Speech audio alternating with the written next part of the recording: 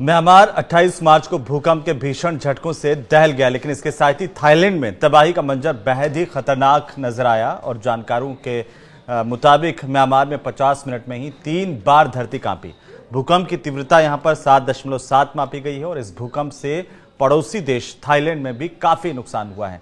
आज हम जानेंगे कि आखिरकार म्यांमार में भूकंप के झटकों से थाईलैंड कैसे दहल गया और थाईलैंड में ऐसी क्या कमी रही जिसकी वजह से तबाही का एक खतरनाक मंजर देखने को मिला, क्योंकि यूनाइटेड स्टेट्स जियोलॉजिकल सर्वे की अगर माने तो भूकंप का केंद्र मंडाले शहर के आसपास 10 किलोमीटर की गहराई में था और म्यांमार में आए इस भूकंप के तगड़े झटकों का असर हुआ है थाईलैंड की राजधानी बैंकॉक तक में, जहां पर भीषण तबाही देखने को मिली है। हालांकि थाईलैंड भूकंप जोन नहीं है, लेकिन यहां पर पड़ोसी देश म्यांमार में आए भूकंप के ही झटके महसूस होते हैं। दरअसल थाईलैंड की राजधानी बैंकॉक समेत देश के बाकी हिस्सों में भारी भूकंप से नुकसान पहुंचा है और ये इस वजह से हुआ क्योंकि यहां पर बिल्डिंग्स तेज भूकंप झेलने के लिहाज से डिजाइन ही नहीं की जाती है।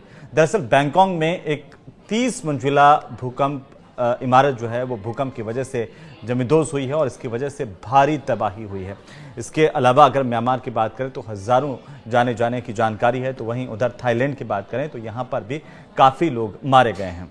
भूकंप की वजह से बैंकॉक पूरी तरह से लॉकडाउन हो गया है और यहाँ पर मेट्रो सेवाएं रोक दी गई है। दरअसल अगर हम बैंकॉक की बात ही करें तो शेयर बाजार में ट्रेडिंग भी थम गई है, एयरपोर्ट और सबवे बंद कर दिए गए हैं।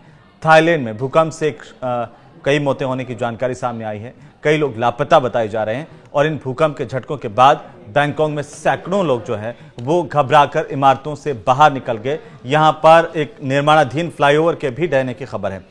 इन झटकों के बाद थाईलैंड में इमरजेंसी लगा दी गई है। म्यांमार के मंडाले शहर के आसपास जैसे ही भूकंप आया वहां पर तबाही भी सामने आ रही है, लोगों में हड़कंप मच गया, लोग अपनी जान बचाने के लिए भागते हुए नजर आए। शहर के मंदिर और बौद्ध स्थल भी यहां पर टूट गए हैं और सोशल मीडिया पर भी कई इस तरह की पोस्ट आ रही हैं जिनमें म्यांमार में तबाही की खबरें मिल रही हैं और वहां की तस्वीरें भी आ रही हैं। म्यांमार के मंडाले में भारी तबाही की भीषण तस्वीरें तमाम जगहों से शेयर की जा रही हैं। वहीं वीडियोस में ये जो मंडाले शहर है इसकी सड़कों पर ढकी हुई इमारतें, बिखरा हुआ मलबा चारों तरफ दिखाई दे रहा है, लोगों की चीख पुकार चारों तरफ सुनने को मिल रही है। तो वहीं थाईलैंड में भी झटकों से अफरा तफरी मची है।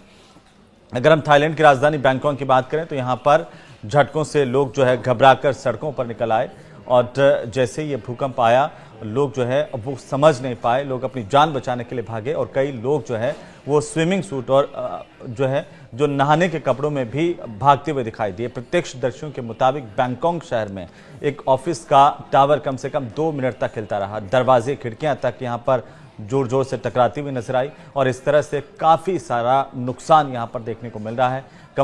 जो कर्मचारी हैं उनको इमरजेंसी लैंडर यानी कि सीढ़ियों से भी बाहर निकाला गया। कुछ कर्मचारी सदमे में भी यहाँ पर नजर आए और इमारतों के हिलने के दौरान लोगों की चीखें साफ सुनी गई। नेशनल सेंटर फॉर सिस्मोलॉजी के मुताबिक म्यांमार की सबसे लंबी सागाइंग फॉल्ट में यह भूकंप आया था। इसकी लंबाई करीब 1200 किलोमीटर की है और जानकारों के मुताबिक इस फॉल्ट की वजह से पहले भी म्यांमार में 7 से ज्यादा तीव्रता के भूकंप आ चुके हैं। ये बहुत ज्यादा प्रोसेस्मिक जोन है जो माना जाता है, लेकिन थाईलैंड जो है वो भूकंप के लिहाज से इतना सेंसिटिव नहीं है। यहाँ पर जो नुकसान हुआ है वो म्यांमार की वजह से हुआ। भूकंप का पहला और सबसे तेज जो झटका है वो सुबह 11:50 के करीब महसूस किया गया और जबकि 12 बजे उसके आफ्टर शॉक यानी कि बाद के झटके महसूस किए गए। रिएक्टर स्केल पर जैसे कि आप सबको पता है इसकी तीव्रता बताई जा रही है कि 7.7 के आसपास और तमाम जगहों से खबरें आई कि ये झटके जैसे ही महसूस हुए लोग डर गए। दरअसल बैंकॉक में तो तबाही का मंजर जो है वो भीषण नजर आ रहा है। एक के बाद एक 3 झटके यहाँ पर लगे और इससे पहले इमारतों में दरारें आई, कई इमारतें जो है वो धाराशायी हुई हैं और बहुत सारे नुकसान की संभावना है। अब सवाल यह कि आखिरकार इतना जोरदार भूकंप कैसे आया, तो भूकंप वैज्ञानिक बता रहे हैं कि थाईलैंड के बैंकॉक शहर में भूकंप के झटके इसलिए आए क्योंकि यहाँ पर सागाइंग फॉल्ट के टूटने का असर देखने को मिला। कई लोगों ने ये झटके महसूस किए। बैंकॉक की मिट्टी में नमी की मात्रा ज्यादा होने की वजह से भी यहाँ पर इमारतों को ज्यादा नुकसान पहुंचा है। यहाँ की इमारतों की नींव कमजोर है और इसी वजह से शहर की इमारतों को काफी नुकसान पहुंचा है। वहीं अगले 24 घंटे में और भूकंप आने का खतरा यहाँ पर बना हुआ है। दरअसल ये सागाइंग फॉल्ट म्यांमार में भूकंप प्रोन एरिया है जो मिडिल म्यांमार से नॉर्थ म्यांमार तक फैला हुआ है और आपको बता दें कि भारतीय और यूरोपियन प्लेटों के बीच में यह है और इन्हीं के टकराने की वजह से पूरे इलाके में भूकंप आते हैं। सागाइंग फॉल्ट के दायरे में आने वाले शहरों में भूकंप का खतरा सबसे ज्यादा माना जाता है। एक्सपर्ट्स मानते हैं कि वैसे तो ये प्लेट हर साल खिसकती है, लेकिन जब भी टकराव भीषण होता है तो ज्यादा तीव्रता के भूकंप यहां पर आते हैं। म्यांमार में ऐसे भूकंप आना आम बात मानी जाती है और पहले भी इस इलाके में ज्यादा तीव्रता के भूकंप आ चुके हैं, लेकिन थाईलैंड भूकंप जोन नहीं है। एएफपी के मुताबिक 1930 से लेकर 1956 के बीच में सागाइंग फॉल्ट में 7 के करीब तीव्रता वाले भूकंप पहले आए थे और ये सॉल्ट देश के बीच से होकर के गुजरता है।